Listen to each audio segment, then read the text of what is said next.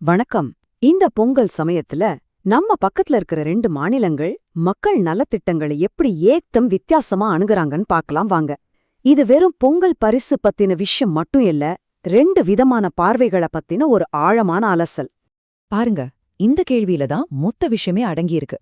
ஒரு பக்கம் பண்டிகைக்காக நம்ம கைக்கு நேரடியா வர பணம், இன்னொரு பக்கம் ரேஷன் சிஸ்டத்தையே மாத்தி அமைக்கிற ஒரு நீண்ட கால திட்டம். இதுல எது மக்களுக்கு உண்மையிலேயே நல்லது? வாங்க, இத பத்தி தான் நம்ம இப்போ விரிவாக பார்க்க போறோம். சரி, நாம இன்னைக்கு என்னென்ன பார்க்க போறோம்னா, முதல்ல தமிழ்நாட்டோட பொங்கல் பரிசு தொகுப்பு பத்தி பாப்போம்.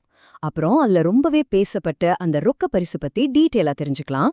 அதுக்கப்புறம் ஆந்திரா கொண்டு வந்திருக்கிற புது திட்டம் என்னன்னு பாப்போம். ரேஷன் கடைகளை மினிமாலா மாத்திர அவங்களோட ஐடியா என்னன்னு பார்த்துட்டு கடைசியா இந்த 2 அப்ரோச்சையும் ஒப்பிட்டு பாப்போம். ஓகே, முதல்ல தமிழ்நாட்டோட திட்டத்திலிருந்து ஆரம்பிக்கலாம். ஒவ்வொரு வருஷமும் போலவே இந்த வருஷமும் பொங்கல் பரிசு தொகுப்பு அறிவிச்சிருக்காங்க. அடேங்கப்பா, இந்த திட்டத்தால எவ்வளவு குடும்பங்கள் பயனடைய போகுதுன்னு பாருங்க.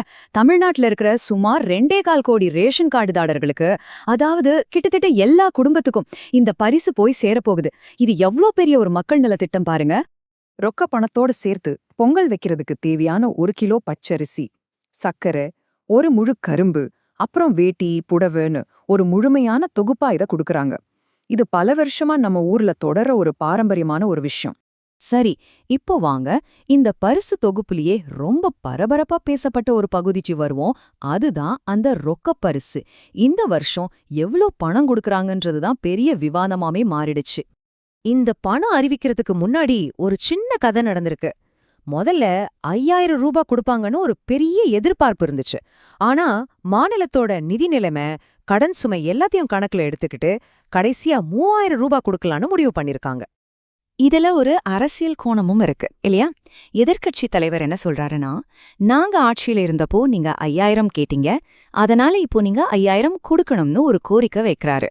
இது இந்த விஷயத்தோட அரசியல் முக்கியத்துவத்தை காட்டுது. சரி, இப்போ தமிழ்நாட்டை விட்டுட்டு நம்மளோட கவனத்தை பக்கத்து மாநிலமான ஆந்திரா பக்கம் திருப்புவோம். அவங்க இந்த புது வருஷத்துக்கும் பொங்கலுக்கும் கையில் எடுத்திருக்கிற வழி முற்றிலும் வேற மாதிரி இருக்கு. இங்கதான் 2 மாநிலத்துக்கும் இருக்கிற முக்கியமான வித்தியாசமே தெரியுது. ஆந்திரா அரசு என்ன யோசிக்குதுன்னா, வருஷத்துக்கு ஒரு தடவை பணம் கொடுக்கறத விட மாசம் மாசம் மக்களோட செலவை குறைக்கிற மாதிரி ஒரு நிரந்தரமான அமைப்பை உருவாக்கணும்னு நினைக்கிறாங்க. இது வெறும் பரிசில்ல, இது ஒரு கொள்கை ரீதியான மாற்றம். இந்த வித்தியாசத்தை பாருங்கல, சும்மா ஷாக்கா இருக்குல்ல?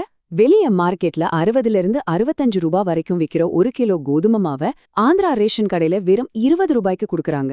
யோசிச்சு பாருங்க, ஒரு சாதாரண குடும்பத்துக்கு அவங்களோட மாச பட்ஜெட்ல இது எவ்ளோ பெரிய உதவியா இருக்கும்னு. இந்த திட்டம் வெறும் விலை குறைப்பு பத்தி மட்டும் இல்ல, மக்களோட ஆரோக்கியம், அதாவது ஊட்டச்சத்து பத்தியும் யோசிக்குது. அரிசிய மட்டுமே சாப்பிடாம கேழ்வரகு, ஜவ்வரிசி மாதிரியான சத்தான சிறுதானியங்களையும் மக்கள் சாப்பிடணும்னு இது ஊக்குவிக்குது. ஆந்திராவோட இந்த முயற்சி இதோட நிக்கல. அவங்க இன்னும் ஒரு படி மேல போய் ரேஷன் கடைகளோட செயல்பாட்டையே மொத்தமா மாத்த போறாங்க. ஒரு புதுமையான திட்டத்தை அறிமுகப்படுத்துறாங்க.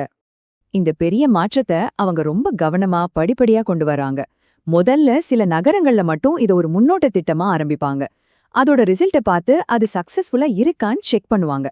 எல்லாம் நல்லபடியா போச்சுன்னா ஆந்திரா முழுக்க இத கொண்டு வருவாங்க. இந்த புது மினிமால் சிஸ்டத்தால யாருக்கெல்லாம் நன்மை? பொதுமக்களுக்கு காலையில இருந்து சாயங்காலம் வரைக்கும் கடை திறந்திருக்கும். அதனால அவங்களுக்கு வசதியான நேரத்துல போய் பொருள் வாங்கிக்கலாம். அதே மாதிரி கடை நடத்துறவங்களுக்கும் இது ஒரு நல்ல வருமான வாய்ப்பை உருவாக்கும். சரி, இப்போ நாம கடைசி பகுதிக்கு வந்துட்டோம். நாம இதுவரைக்கும் பார்த்த எல்லா தகவல்களையும் ஒன்னா சேர்த்து இந்த 2 மாநிலங்களோட அணுகுமுறையும் நேருக்கு நேர ஒப்பிட்டு பார்க்கலாம். இந்த டேபிள் மொத்த கதையையும் ஒரே இடத்துல சொல்லுது. பாருங்க, தமிழ்நாடு பண்டிகைக்கு ரொக்க பரிசு கொடுக்குது, ஆனா ஆந்திரா வருஷம் முழுக்க மானிய விலையில பொருள் கொடுக்குது. தமிழ்நாடோட கவனம் உடனடி நிதி உதவி மேல இருக்கு, ஆந்திராவோட கவனம் நீண்டகால சீர்திருத்தத்துல இருக்கு. இந்த வருஷத்தோட புது அறிவிப்புன்னு பார்த்தா இங்க 3000 ரூபாய் பணம், அங்க 20 ரூபாய்க்கு கோதுமை மாவு. கடைசியா சிஸ்டம்ல ஏதாவது மாற்றம் இருக்கான்னு கேட்டா தமிழ்நாட்டுல இப்போதைக்கு இல்ல, ஆனா ஆந்திரா மினிமால்னு ஒரு புது சிஸ்டத்தையே கொண்டு வராங்க. சுருக்கமா சொன்னா, ஒன்னு பண்டிகைக்கான பரிசு, இன்னொன்னு அன்றாட வாழ்க்கைக்கான ஒரு நிரந்தர உதவி.